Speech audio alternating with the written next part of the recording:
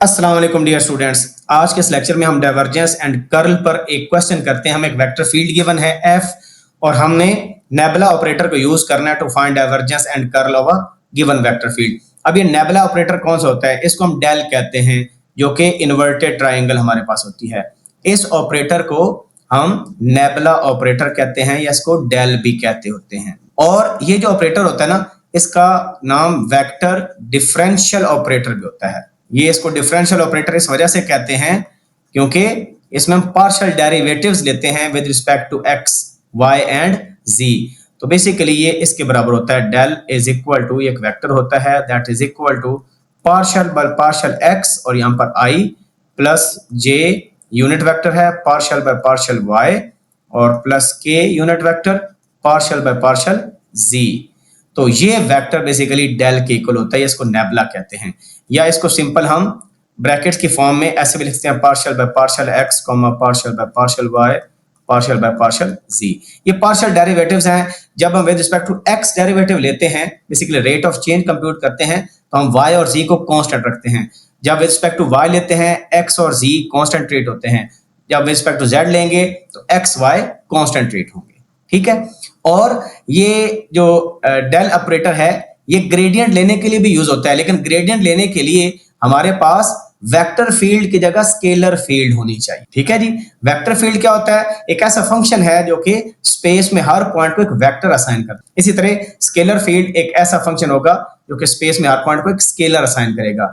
जब हम यहाँ पर एक स्केलर फील्ड हमारे पास होगी तब हम ग्रेडियंट लेंगे। ग्रेडियंट कहते हैं रेट ऑफ चेंज, ठीक है, जिसको हम स्लोप भी कहते हैं कि एक कर्व कितनी स्टीप है। अब इस प्रॉब्लम को करने के लिए, क्योंकि हमने फाइंड करनी है डाइवर्जेंस एंड कर्ल, तो हमारे पास वेक्टर फील्ड होनी चाहिए। अगर ग्रेडियंट कंप्यूट करते हैं तो यहाँ पर स्केलर फील्ड होनी चाहिए। तो ये वेक्टर फील्ड एफ जो है हमें यहाँ पर गिवन है इस प्रॉब्लम के अंदर।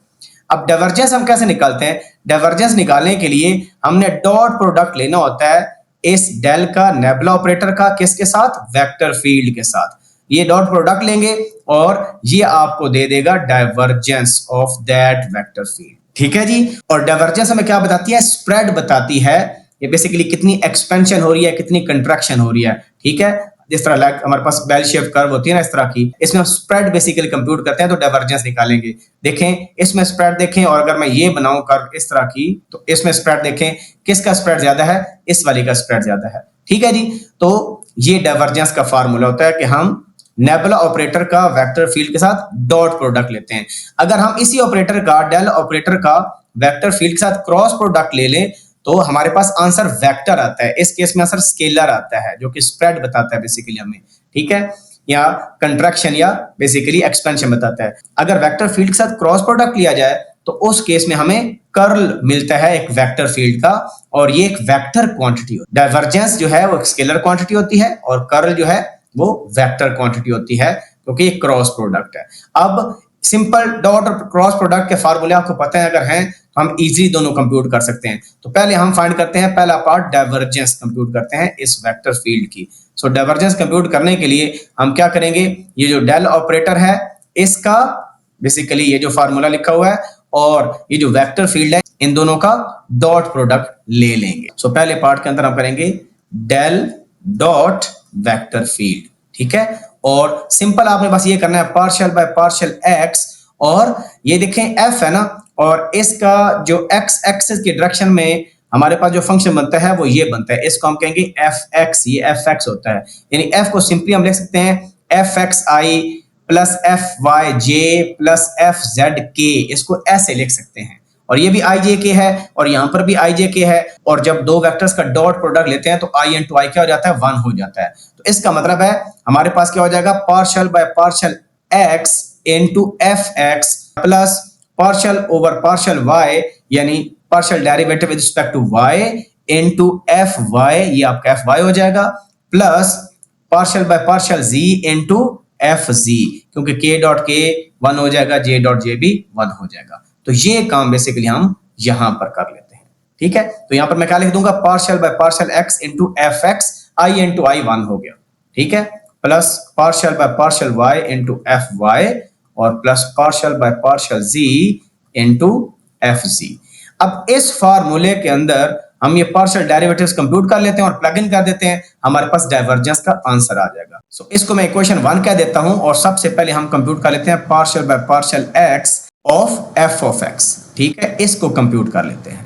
सो इसको कंप्यूट करने के लिए हम यहां पर देखते हैं कि एफ ऑफ एक्स किसके बराबर है, 18x square plus 4z cube. अब देखिए विद रिस्पेक्ट टू x अगर लेना है तो y और z को कांस्टेंट ट्रीट करना है, यानी बेसिकली जब इसका पार्शियल डेरिवेटिव ले लेंगे तो ये 0 हो जाएगा। तो हमारे पास आंसर क्या आ जाएगा, जिस तरह सिंपल डेरिवेटिव लेते हैं 18 2s are 36, सो हमारे पास आ जाएगा 36 इंटू एक्स। ये हमने निकाल लिया partial derivative of F of X. Similarly हमने पार्शियल डेरिवेटिव लेना है with respect to y of F Y.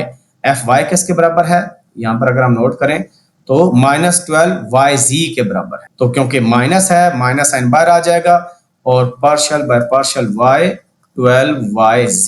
अब यहां पर क्या होगा, विद रिस्पेक्ट टू y ले रहे हैं तो z कांस्टेंट है, तो क्योंकि प्रोडक्ट है तो इसका मतलब है कि ये -12z बाहर आ जाएगा और y का विद रिस्पेक्ट टू y 1 आ जाएगा। तो ये हमारे पास आ गया partial derivative of F y.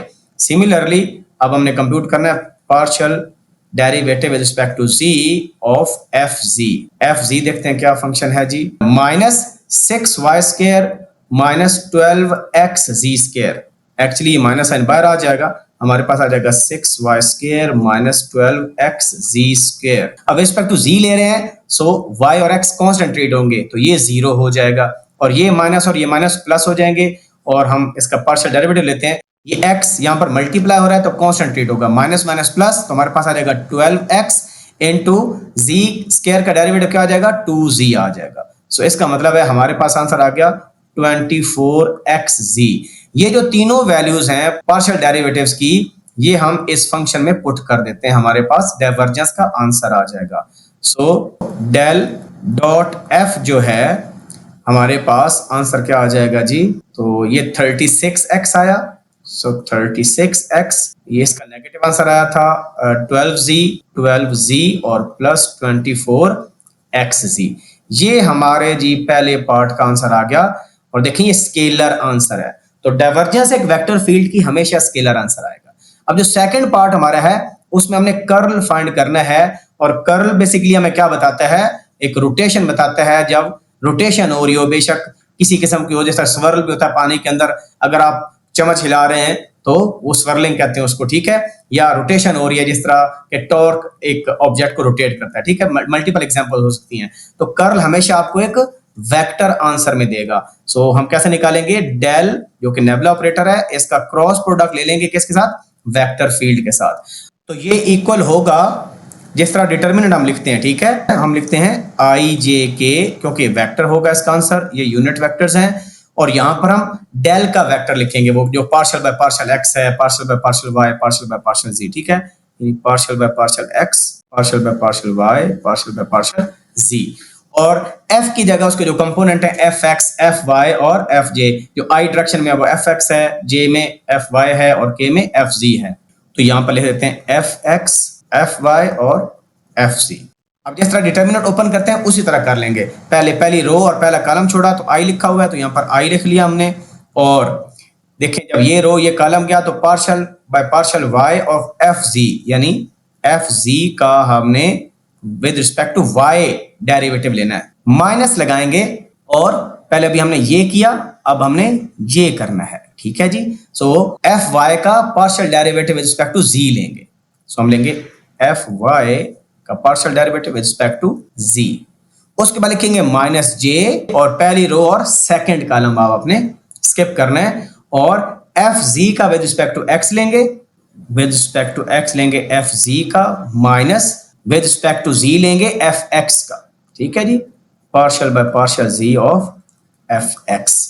और लास्ट में हम पहली रो छोड़ेंगे और तीसरा कॉलम छोड़ेंगे, इन दोनों को मल्टीप्लाई करेंगे माइनस इन दोनों को, यानी एफ वाई का with respect to x derivative हम लिखेंगे प्लस के, और ये यूनिट वेक्टर्स हैं, पार्शियल डेरिवेटिव एफ वाई का with respect to x minus x का with respect to y, partial f of x by partial y. अब इनको हम सॉल्व कर लेंगे, ये जो पार्शियल डेरिवेटिव्स हैं इनको कंप्यूट करके वैल्यू प्लग इन करेंगे और हमारे पास कर्ल आ जाएगा डेल क्रॉस एफ। तो ये मैंने मेंशन कर the F x, f y और एफ जी फंक्शंस, ठीक है। तो हम अब पार्शियल डेरिवेटिव्स कंप्यूट कर लेते हैं। तो यहां पर हमने क्या करना है, एफ जी का लेना है विद रिस्पेक्ट टू वाई। तो ये एफ जी है, इसका विद रिस्पेक्ट टू वाई लेते हैं। मैं डायरेक्ट लिखता जाता हूं, यहां पर मैंने इक्वल लगाता हूं, यहां पर लिखता हूं आई एफ जी का विद रिस्पेक्ट टू वाई।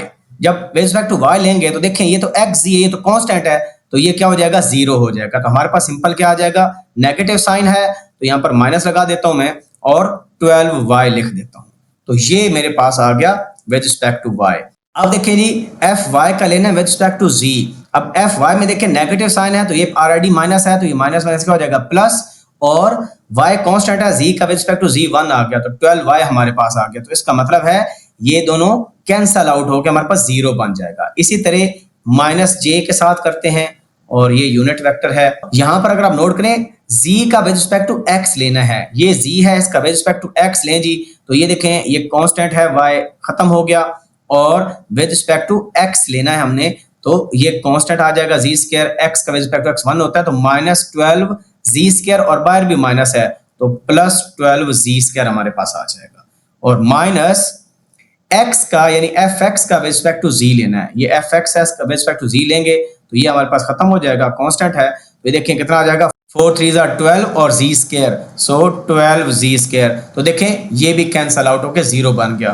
तो अब के डायरेक्शन के अंदर z एक्सेस के अंदर हम निकाल लेते हैं, एफ वाई का विद रिस्पेक्ट टू x लेना है, ये एफ वाई है, इसका विद रिस्पेक्ट टू x लें जी, x इसमें है ही नहीं, ये तो वैसे ही जीरो आ गया, माइनस एफ एक्स का विद रिस्पेक्ट टू y लें, तो इसमें y टर्म है ही नहीं, तो ये भी जीरो हो गया। तो हम देख रहे हैं हमारे पास ये जो कर्ल है यानी डेल क्रॉस एफ हमने निकाला, ये हमारे पास क्या आ गया, जीरो आ गया। जीरो आई प्लस जीरो जे प्लस जीरो के, कहने का मतलब है ये नल वेक्टर हमारे पास है। इसको जीरो नहीं लिखना because zero is a constant, ये नल वेक्टर है, ठीक है जी। तो इसकी मैग्नीट्यूड जीरो है लेकिन इसकी डायरेक्शन आर्बिट्रेरी होगी। सो इस प्रॉब्लम में हमने वेक्टर फील्ड की डाइवर्जेंस और कर्ल कंप्यूट कर लिया, ठीक है जी। अगर फिर भी कोई क्वेश्चन हो you can ask in the comment section. अपना ख्याल रखें, अल्लाह हाफिज़ नासिर।